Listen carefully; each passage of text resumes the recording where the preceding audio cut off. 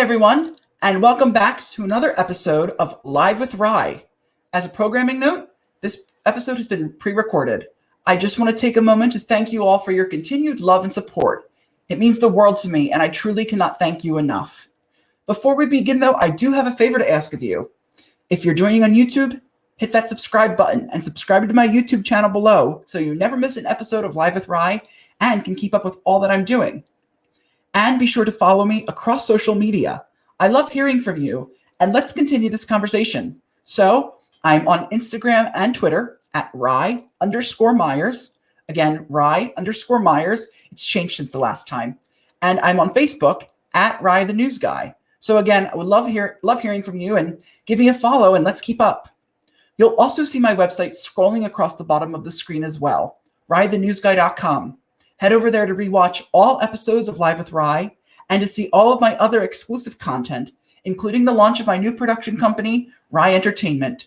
You'll also see my Venmo handle scrolling across the bottom of the screen as well. If you are so inclined, I would love if you considered donating to RyeTheNewsGuy.com or this platform, Live with Rye. You can also head to RyeTheNewsGuy.com/donate. Your support means so much to me, and I truly cannot do it without you. With that, let's welcome our very special guest. I am so excited to talk to this person. He is an actor, a singer, a writer, and all around just a genuine guy. Please help me welcome Drew Seeley. Hey, Drew. Wow, quite the intro. What's up, Rye? Hey. Well, it's true. It's very true. So great to see you. Thank you again for doing this. Of course, yeah. No, I'm happy to talk to you guys. Yeah. So, so let's sort of take me back at the beginning. How did you get into acting? You know, you started kind of young. How did you first get into the acting and performing scene? When I was really like 10 or 11, honestly, my mom got my sister and I into singing and dancing, and then took me to a general cattle call one day for Showboat, the pre-Broadway production that was going in North York, Ontario at the time. So anyway, I got cast as one of, I think, 8 or 9 kids in the ensemble. And I did the show for a year and fell in love with being on stage and being around that environment. And I really haven't looked back since. That's all I've ever wanted to do since. Wow.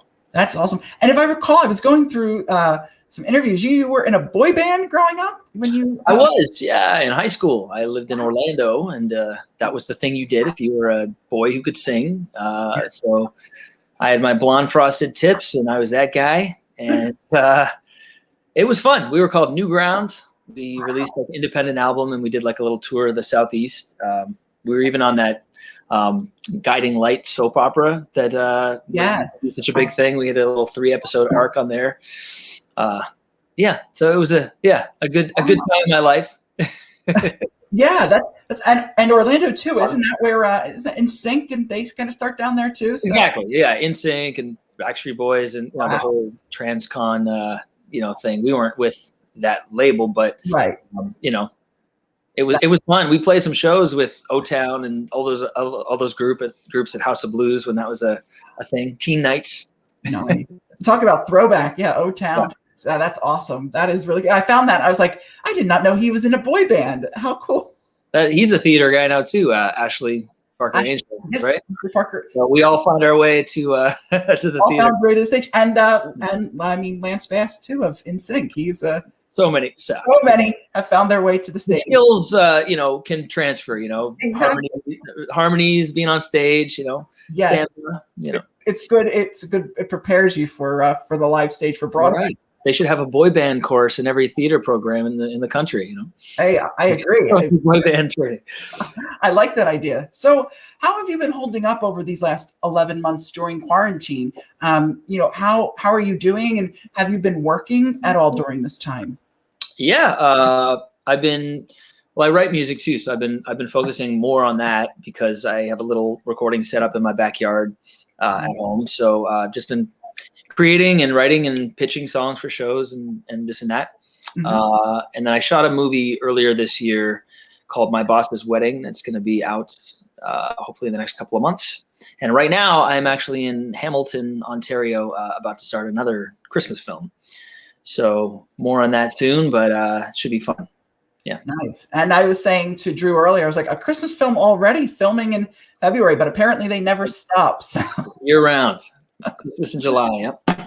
What the first movie you mentioned, My Boss's Daughter, right? Where can My Boss's Wedding. My Boss's Wedding? Where can we find that? Do you know where it will be released? I don't know yet. Okay. I think it may come out in Canada first. I'm not entirely sure. We shot it up here as well. Nice. But yeah, it's a fun rom-com. I don't want to give anything away, but of course not. Worth a watch. I look forward to it. What kind of writing have you been doing? Are you working on an album, and what sort of inspires you when you write? Yeah, a little bit of everything. I signed with a co-publishing deal recently, and I've been pitching for a lot of kids shows. Just anything from like animated content for 4-year-olds to, I'm still writing. I a little bit of everything. I wrote a hip hop song yesterday. Wow. I write right to the verge of what I can pull off. Right. Then I leave it to the pro. But it keeps me fresh. Mm-hmm. Have you found that you've had more inspiration sort of this time during quarantine? I feel like there's been a lot of art being created during this time. Or have you found your creative juices flowing more? Or yeah, I mean, I'm at home more, so there's a little bit more time to focus on that. Mm-hmm. I'm also a dad now, so there's give me a little less time to focus on that. But somehow I've managed to keep the creative juices flowing while being present. Oh, that's great. That's good. You mentioned writing. I also didn't realize that you were one of the co-writers on the song. I think it was 6-time platinum. "Get Your Head in the Game" from High School Musical. Yep. That was a cool moment for me. I got to bring my parents to the Emmy Awards. Mm-hmm. We were nominated for Best Original Song that year. Didn't win, but it was a real thrill. I was still working at P.F. Chang's as a rice scooper when the movie came out, so quite a shot in the arm that I needed. Yeah, that must have propelled you. Was that your sort of first big writing? I don't want to say break, but big writing sort of deal. I mean, I wrote a lot of the songs with that boy band that I was in that you mentioned, and I was in other bands in high school and wrote for that. But yeah, it was the first commercially successful song, I guess, that I had. And then I've had a chance to write a lot of stuff for Disney and beyond since then, and released a few albums. And you're one of the Disney royalty in the sense of you're one of those people who are known in the Disney sort of channel atmosphere. Well, there's like you, Ashley Tisdales, the Zac Efrons, all the people around those times that were also sort of coming up together, shall you say? There was a real sweet spot of a lot of like great musical content that kind of came out in a accelerated time period there, and I was in the right place at the right time, and grateful that I had a chance to get to know those guys, and Well, and then that also led to you then going out on the tour of High School Musical. They did the concert right after. And so you were on the tour, right? Yeah, we went to South America and played in arenas or like soccer stadiums, and then the great U.S. tour that a lot of people still tell me, "Oh, I came to see you when I was 6, and now I'm 20 something." Like, but yeah, it was really fun to be able to step into Zac's shoes for the tour. Yeah. And sing all of those songs in front of audiences. It's such a great show, and I was lucky to be part of it. And you did it for both, right? High School Musical 1 and 2, they both did a tour for, right? Or was it just? They only did for the first one. I was only involved in a way in the. I wasn't sure. Okay. That's cool. Where was your favorite place that you went on tour? Like, was there a favorite stadium or you enjoyed? Yeah, I mean, Buenos Aires was pretty nutty. It was about 60,000 people, and oh my gosh, Chile. I mean, like all the South American cities were, wow. Awesome for me. Just because I'd never been to any of those places, and it was a whirlwind, Yeah. But yeah, it was all great. It's all fun. And I've understood that the fan bases, the fan base in the United States is huge just in general, but I've understood fan bases in other countries are sort of out of this world. I mean, South America, I know Japan, Europe, fan bases in other countries I know are. It was cool because they knew all the lyrics to all the songs, even if they didn't necessarily speak English, like they sang along and were right there with us. it was really eye-opening to see. It was really cool. I was also when I was in Jersey Boys, played in Tokyo for a couple of weeks in a Broadway-sized giant theater, but on the 14th level of a high-rise building, which was kind of a trip in itself. Wow. But yeah, they absorbed it in a whole different way, but enjoyed it as well. You know, it was very, you know, polite and quiet the whole time. And then, you know, for our bows at the end, you know, we had standing ovation after standing ovation. So entertainment and music and dance and, you know, joy speaks to every culture, I think. And I've been lucky that I've had a chance to have my work take me around the world. So. Amazing. That is really, really special. So one of these things that has happened, you know, during quarantine, I guess has been a great help for artists is the Broadway Plus has sort of gone virtual, and they've been doing a lot of workshops and offering a lot of courses. You're on Broadway Plus, and would love to talk a little bit about what you do on there, what you offer, where people can learn. I understand you just also did a workshop as well. I do one-on-ones. I mean, I'm not. The way that I teach is I'm not a teacher, I guess, but I am someone that's been around and been doing this for a long time. So I feel like I'm great for audition coaching, for, you know, vocal, you know, suggestions and notes and everything. I love giving feedback on something that someone is working with and wants help with.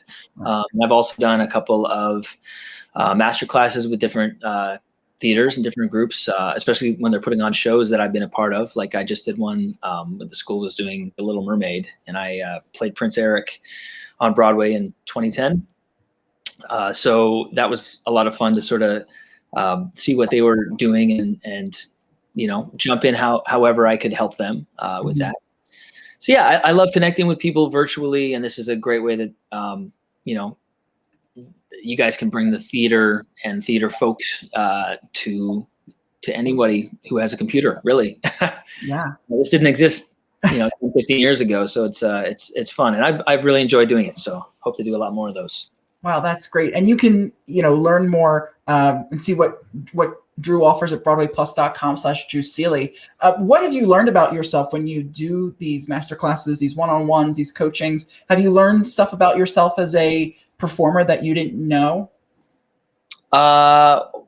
Just I learned that sometimes I see these kids that are so nervous to work with me, like I'm, you know, on a pedestal of some sort, and it makes me laugh because I still have the same struggles as any actor, just hoping for the next job and you know, doing what I can. And, you know, I have many disappointments still in my life, you know, but, you know, there's people that I looked up to in the same way, you know, when I was their age. So, you know, I just want everybody to know that it's an equal playing field for anybody that's passionate about being serious about being in the arts, you know, and, you know, so I try to be very, just personable and normal and a regular guy, like, and make people feel comfortable and encourage them, because there's so much talent up and coming out there that it's mind blowing and also a little worrying because Papa still's got to work. So. Yes, he does. Yes, he does. But I think it's also encouraging and inspiring that you are taking. I just love seeing people excited about what they're doing and everybody coming up, and there's just so much talent out there. So I get as much out of Broadway Plus as hopefully they do by being exposed to, you know, the passion that's out there. Yeah, and Broadway Plus has done so much. Again, BroadwayPlus.com/Drew Seeley. So that's super exciting, and it's great that you are, you know, inspiring younger generations, and we need that. You know, there are, you know, because performers could easily just say, "Oh no, you know, I'm not interested. I'm not going to help." And so I always love when performers take their skill and, you know, help others with it. Yeah, I mean, yeah. I don't know what to say to that. No, I agree. Yeah, I feel like I'm in a very, I'm very, very, very fortunate to have a career doing this. Mm-hmm. So the very least I can do is mentor and give back to others that think they might want to do the same thing, because there were people that did that for me. So, yeah.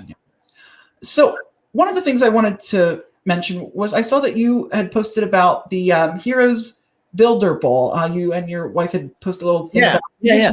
Could you tell me a little bit about what the Heroes Builder Ball, the Hearts for Heroes Builders Ball is? I think I have that right. Yeah, it's an organization that Amy's my wife, got involved with a few years ago, called Homes for Families. Mm-hmm. And they build communities for veterans and their families that are more affordable to get into, and they have assistance programs like in the communities as well for different things, like PTSD and different things that they might be dealing with, financial literacy help, like all the things that somebody coming back from being in Afghanistan for 10 years might not have access to, is there for them. And they're building a number of these communities. So Amy and I went and just helped literally like hammer some houses together, help do some building up in the Santa Clarita Valley. But they do a builder's ball every year to raise funds to continue their mission and continue building more homes for these veterans. So yeah, that's what that is. I thought it was a very cool cause. It is behind. Yeah, it's Hearts for Heroes. Excuse me, I was but yeah, it's very special. I think it's something important to get behind. So you were in, if I recall, you were in the final production of Jersey Boys. You were in the closing cast of Jersey Boys. What was it like to be in a show that popular, that special? And you've performed throughout your whole life, but what is it like to step out on that Broadway stage? You get ready, the lights go down. You're getting ready to step on stage. What is it like? Do you get nervous still? And yeah. I get nervous all the time. That doesn't ever really go away, but I found a way to use them as opposed to get stressed out by them, the nerves. Mm-hmm. I'll tell you, when Frankie Valli and Bob Gaudio were watching us from the audience, though, I was just a little more nervous than normal. That was quite thrilling. Yeah.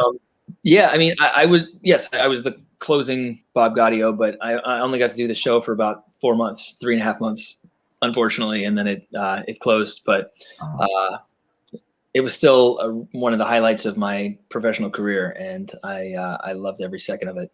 I love being on stage. Yeah, I bet it's such a special show, and now after it closed, it has a life off Broadway, and very very a lot of the same guys from the touring cast, and I miss doing it, honestly. That's one of my favorite jobs ever. Oh, that's great. And if you had to choose, do you have sort of a dream role on Broadway that you would like to play, or if you had the chance? I'd love to be the king in Hamilton one day. That'd be fun. Ooh, that's a good one. I could see that. Yeah. I don't know. I mean, I feel like when Broadway comes back full force, we're probably going to have a new slate of shows, or a lot of new different ones. So I'm just excited to see what's going to be out there, and I live in California, so it would have to be the right show to lure me back to New York. As much as I love New York, my whole life is in California. So yeah. No, that's great. We Moulin Rouge because of all those great songs. That would be. Oh, I like that. Maybe all day. That would be great. That would be awesome. If anyone's watching, that or Hamilton, I could see you in either. You're just so talented. So you've also done a lot of TV and movies. What is the main difference? Because I know for some people they don't realize acting is different from stage and screen. What is the main difference when you are doing something on screen compared to on the stage? For the TV and film compared to a Broadway stage or concert. I don't like when people say somebody's a stage actor or a screen actor necessarily, because I think an actor is an actor. It's a matter of bringing it up or down, a notch, really. Right. The camera catches so much more than the back row of the audience, but the intention is the same. The the scene you're in, the people that you're genuinely trying to connect with are the same. So I've been really fortunate to get to do both. The main difference to me is not how the acting is different. It's just a schedule. Like theater is like 8 shows a week, but you work 3 hours a day, and then you can go home and go to the gym and have dinner and kind of live your life. Whereas these films that I do, maybe shoot for like 3 weeks, but furiously 12 hours a day. Go home, go to sleep, get up, rinse and repeat. Like you don't really get a break. So it's intense in a different way, I guess. But they're both fun. Yeah, and I'm sure I just like working. Yeah, I'm sure. Are there nerves just as much as when the camera gets ready to sort of roll, just like there is when you step onto the stage?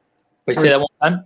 Do you get the same nerves when the camera is getting ready to roll that you would on stage, or is it different? Or it's a little different, just because you can always, you don't get a lot of takes in film and TV, but you can at least get one more if you mess up horribly. Whereas on stage the show must go on. So right.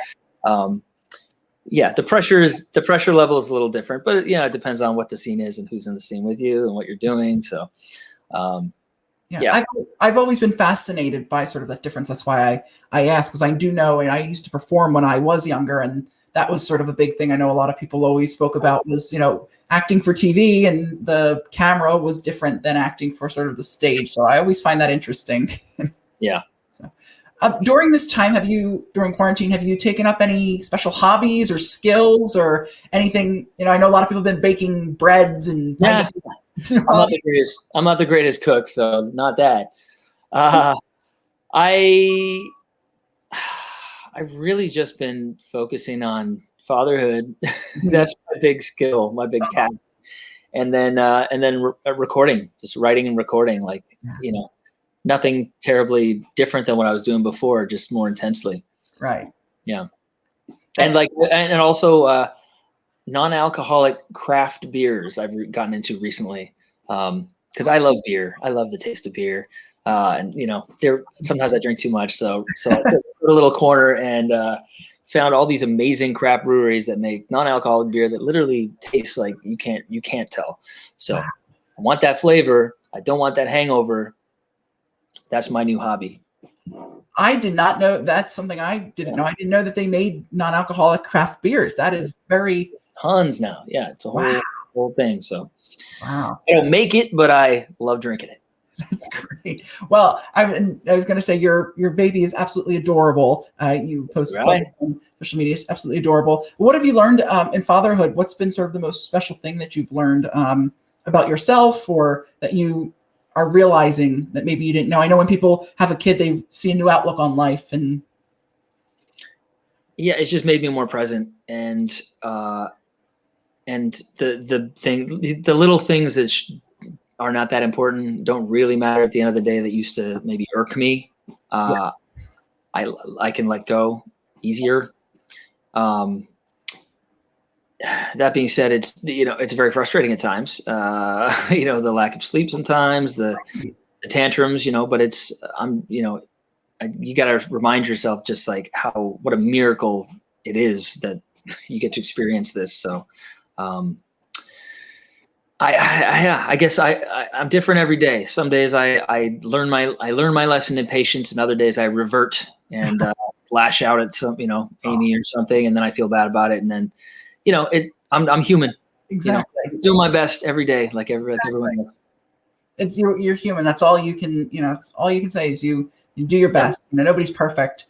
What advice would you give to aspiring performers, young performers that are, wanting to get into the field you were? They want to either start writing or performing, but they're stuck, or maybe they don't know where to begin. I know it's easier today in the digital world, but what advice would you give to younger creatives? Yeah, just don't wait for permission, like you have to really, especially now with the bar of entry being so low because of YouTube and TikTok, and just, you can get your content out there so much easier than I could 20 years ago. But that being said, it's got to be really compelling because there's so much of it, like how do you sift through all of the people that want an audience, and So yeah, so I think authenticity is just really all that matters now. Like if you really, really have something interesting going on in any way, whether it's music or acting or something, and you are authentic, and people can sense that, and it will come naturally how and when it should come. You can't really force it. Right. But like you said, just don't wait for the phone to ring. Like go out there and like get your hustle on. Yeah. And in a way, it's interesting because I feel like in today's current world, in this, in sort of the last 4 or 5 years, it's become so overly saturated with, social media. It's so hard. I feel like it was different maybe 10 years ago. There wasn't social media. There wasn't as much social media, so people could be discovered more. I always find it interesting nowadays. I feel like, you've got to really stand out. And as you said, you got to be authentic, but there's so much to sift through, as you said, that I feel like that maybe you have to work a little bit harder. Well, social media is a tool, but it can also be a distraction. So, you just need to be really aware of like, not just how you're using it, but how it's using you, It's fun, but if it's really taken away from like what your creative is, then, keep an eye on that. That's what I said. For sure. Well, as we get ready to wrap up here, Drew, was there anything that I didn't mention that you would like to talk about, or anything you'd like to plug that I didn't get a chance to? I always like to. No, not particularly. Just I have a song coming out on the 26th with a buddy of mine, the Ville, that I'm singing on, and I'm hoping to release a new song every month or so throughout the rest of the year. So if people want to check me out on Spotify, that'd be cool. And other than that, just be cool, everybody. Where can we follow you on your social medias and websites? And my Instagram and my Twitter is just my name, just at Drew Seeley, and my Facebook is at official Drew Seeley, and I have a website, but don't go there. I never really update it. It's kind of useless. And then just like Spotify. And Cameo too, if you guys ever want. Cameo, yes. And what was that? Broadway Plus. That's and Broadway Plus as well. Yes, Broadway Plus. Well, Drew, thank you so much for taking the time to chat with me. This was so wonderful. I quite enjoyed it. I adore you. I think you are such a great performer, and it was incredible to talk with you. So thanks for giving your time, and I cannot wait to see what the future holds for you. Thank you. Likewise for you. Thank you. Enjoy that beautiful fall day behind you.